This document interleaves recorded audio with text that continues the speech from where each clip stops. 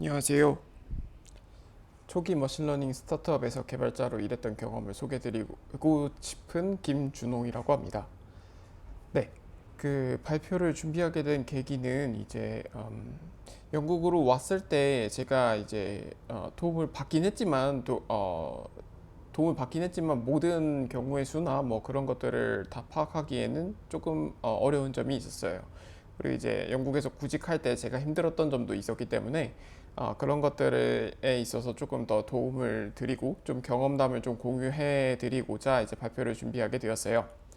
그래서 이번 발표에서는 초기 ML 스타트업에서 제가 개발자로 근무하면서 이제 있었던 고민들을 조금 일반적인 고민들을 조금 담아봤고요. 음, 그리고 발표를 할 때 이 순서에 대해서는 이제 일단 저의 현재 상황에 대해서 일단 소개를 드리고 제가 이제 초기 ML 스타트업, 초기 머신러닝 스타트업, 한국에서 이제 가졌던 초기 머신러닝 스타트업에서의 경험에 대해서 말씀을 드리고 그리고 나서 이제 제가 지금 현재 가지고 있는 고민들 그런 것들을 소개시켜 드리고자 합니다. 일단 먼저 저의 현재 상황이라고 보시면 될 것 같아요. 저의 현재 상황이에요. 발표 자료에 이제 링크드인 프로필을 넣어놨는데 링크드인 프로필을 들어가서 확인을 해보시면 네, 이런저런 제가 보는 이제 프로필이다 보니까 다른 내용들이 많은데 어, 결과적으로는 현재는 이제 영국에 있는 컴플라이 어드밴티지라는 회사에서 소프트웨어 엔지니어로 근무하고 있고 1년 되었네요. 그리고 이 회사 영국으로 오기 전에는 한국에서 제네시스 랩이라는 회사에서 소프트웨어 엔지니어와 이제 머신러닝 엔지니어 둘 다 했다고 되어 있는데 결론적으로는 이 부분에 대한 경험을 오늘 공유해보고 싶어서 이제 발표를 준비하게 되었습니다. 2년 3개월 동안 이제 초기 머신러닝 스타트업에서 어떤 고민을 했고, 이 경험들이 결국에는 결국에 영국에 취업하는데 어떻게 도움이 되었는지에 대해서 공유드리고자 발표를 준비하게 되었습니다. 안에 보시면 뭐 많은 내용들이 있는데, 네, 뭐 짧게 얘기하면 짧게 말씀을 드릴게요. 그리고 이제 한국에서 이제 영국으로 오는 과정에서 제가 계속 네이버 블로그를 꾸준히 이용을 했어요. 그래서 네이버 블로그에 꾸준히 이제 흔적들을 소소하게나마 남겨두었으니 이 블로그도 만약에 참고하실 수 있으시다면 네, 도움이 되실 거라고 네, 믿어 의심치 않습니다. 저 같은 경우에는 영국으로 워홀 비자로 영국에서 개발자로 어, 포지션을 잡 포지션을 구직에 성공하게 된 케이스입니다.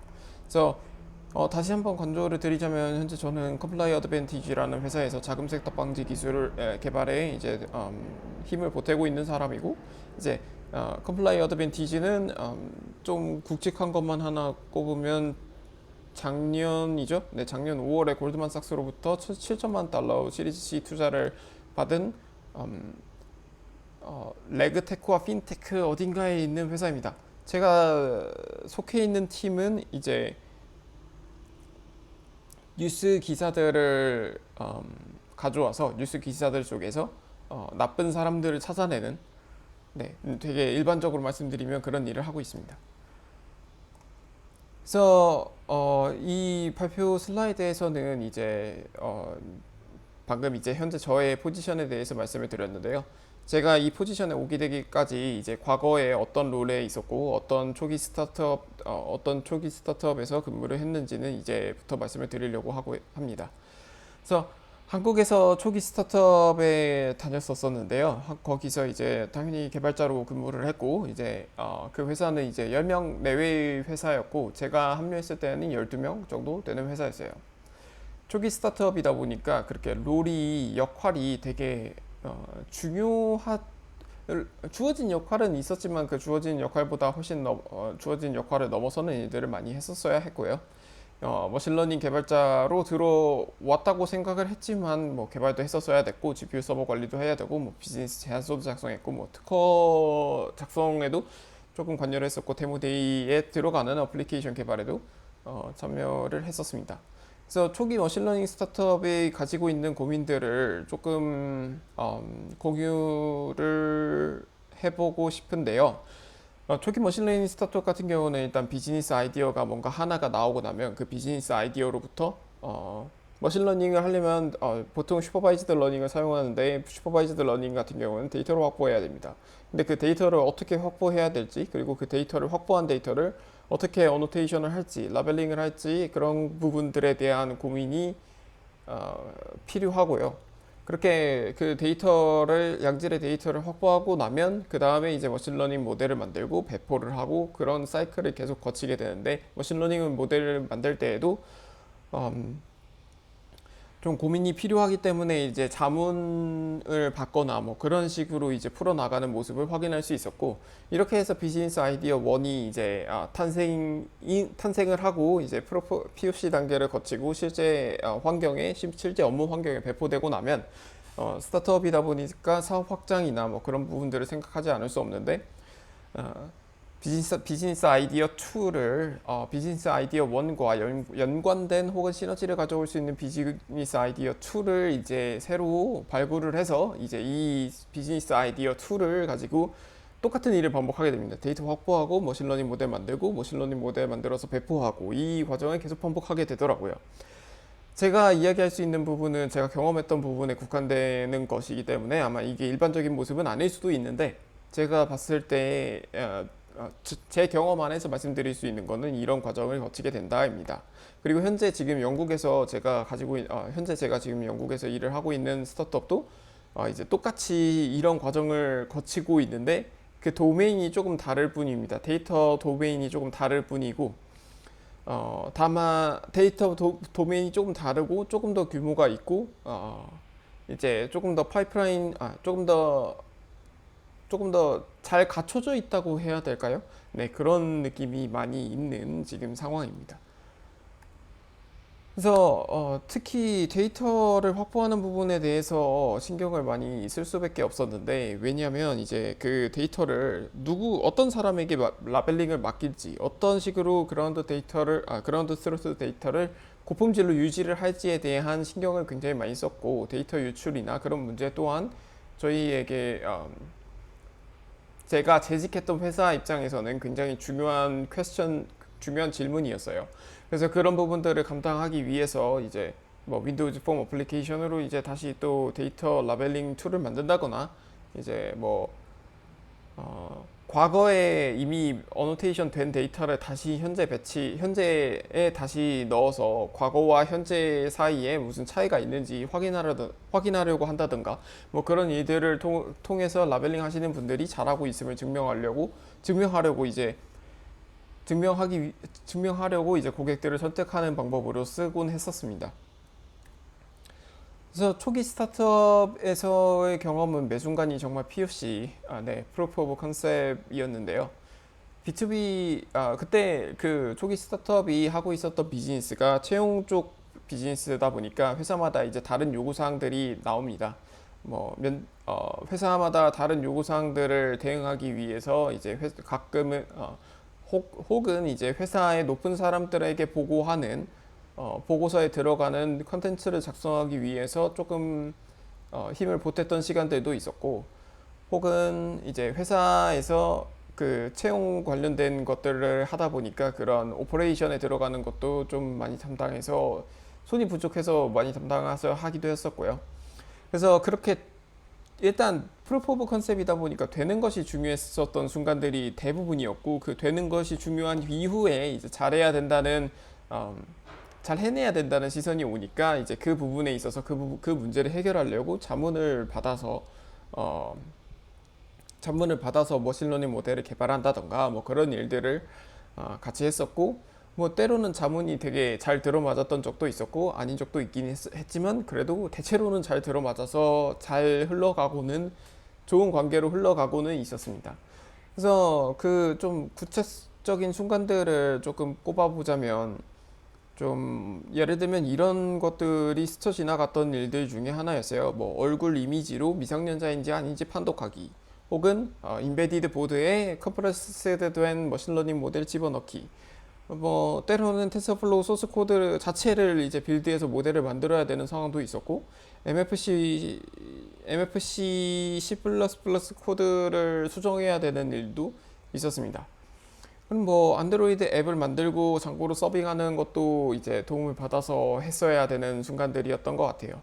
이 모든 것들이 이제 때로는 이제 조금의 도움만 받아도 해결이 가능한 순간도 있었지만 그게 아닌 적도 많이 있었기 때문에 주변 동료들의 도움이 굉장히 크게 느껴졌고, 이 기회들로 이제 이 기회들이 어떻게 보면 제가 잘 못하는 걸 확인할 수 있는 기회였고, 잘하는 것은 무엇인지에 대해서 이해할 수 있는 기회가 되기도 했습니다. 그래서 지금 생각해보면 스쳐 지나간 기회들이었지만 어떻게 보면 좀 성장을 위해서 필요했던 기회들이었던 것 같습니다. 네, 이렇게 이제 한국에서 초기 스타트업 경험을 2년 3개월 동안 이제 초기 멤버로서 초기 개발자로 재직을 하고 이제 영국 워홀을 결정하게 되었어요. 이제 영국 워홀을 결정을 하고 그 다음에 이제 영국에서의 구직을 시작했을 때에 이미 제가 개발자로 4년의 경력이 있었고, 그 경력이 있었기 때문에 제 경우에는 하이어드라는 플랫폼을 통해서 구직에 성공하게 되었습니다. 근데 제가 이제 블로그를 하고 있다 보니 좀 깨달은 점들은, 최근에 좀 개발자라는 직업에 관심을 가지신 분들이 많아진 것 같아요, 과거보다는. 근데 그 이제 하이어드 플랫폼 같은 경우에는 경력이 없이 취업하는 데는 그렇게 큰 도움이 되지 않다 보니 가입이 안 될 수도 있거든요, 경력이 없으면. 그래서 그런 새로 이제 개발자를 직업을 구하시는 분들에게는 도움이 되지 않을 것 같다는 말씀을 드리고, 이제 코드라는 플랫폼에서도 꽤 인터뷰 요청을 많이 받았는데, 아쉽게도 이번에는 하이어드로 이미 구직을 성공한 상태라서 코드를 써볼 일은 많지 않았어요. 네. 그리고 이제 개발자로 링크드인에 프로필을 만들어 놓으시면 스카우터에게 굉장히 많은 요청을 받으실 텐데, 핵심적으로 말씀드리고 싶은 거는 회사 리크루터의 접근이 가장 좀 알짜에 가까운 접근이라고 말씀을 드리고 싶습니다. 그 외에 이제 자세한 구직 과정은 이제 앞서 밝혔던 이제 네이버 블로그에도 들어 있고, 아니면 혹은 저에게 직접적으로 이제 연락을 주셔도 제가 답변을 드리도록 노력을 할 것이고요. 그래서 그렇게 이제 저의 현재 포지션, 그리고 과거에 어떤 일을 했는지, 그리고 그 초기 스타트업에서의 경험이 이제 바탕이 되어서 제가 현재 있는 직장으로 오게 되었는데, 지금 제가 이제 가지고 있는 고민은 이제 돌이켜보니 1년이 되게 금방 갔는데, 벌써 1년이 지나서 이제 한번 연봉 협상에 대한 고민을 하고 있고요. 그리고 한국에서는 이런 다른 종류의 커리어 트랙에 대해서 이해를 하지 못했었는데, 그러니까 여기 와서 보니까 인디비주얼 컨트리뷰터라고 이제 조금 더 테크놀로지에 가까이 있으면서 조금 더 개발을 많이 할 수 있는, 그냥 쉽게 이해하면 조금 더 개발을 많이 할 수 있는 포지션인 것 같은데, 이제 그 포지션과 이제 사람들을 매니징하는 매니저 트랙이 있다는 걸 여기 와서 알게 되었어요. 그래서 제 선호는 인디비주얼 컨트리뷰터이긴 한데, 일단 그 트랙이 2개 있었다는 것조차도 제가 처음 시작할 때는, 그리고 이제야 겨우 이해하고 있는 부분이라 아마 이런 부분들이 따로 있다는 걸 소개시켜드리면 좋을 것 같아서 제가 이런 고민을 하고 있다는 것으로 이해를 해주시면 될 것 같고요. 그리고 현재 회사를 다니는 데 있어서 굉장히 만족스럽게 잘 다니고 있고, 뭐 100% 재택근무라서 맨날 집에서만 일하지만 이직을 포함해서 어떤 길이 가장 좋을지 이제 고민을 하고 있는 단계이긴 합니다. 네. 그래서 이상으로 여기까지가 제가 준비한 발표이고요. 마치기 전에 일단 이 자리를 이제 만들어주신 이경근님에게 감사드린다는 말씀 드리고 싶고, 이 행사를 준비해주신 오거나이저 분들에게도 감사드린다는 말씀을 전하고 마치겠습니다. 감사합니다.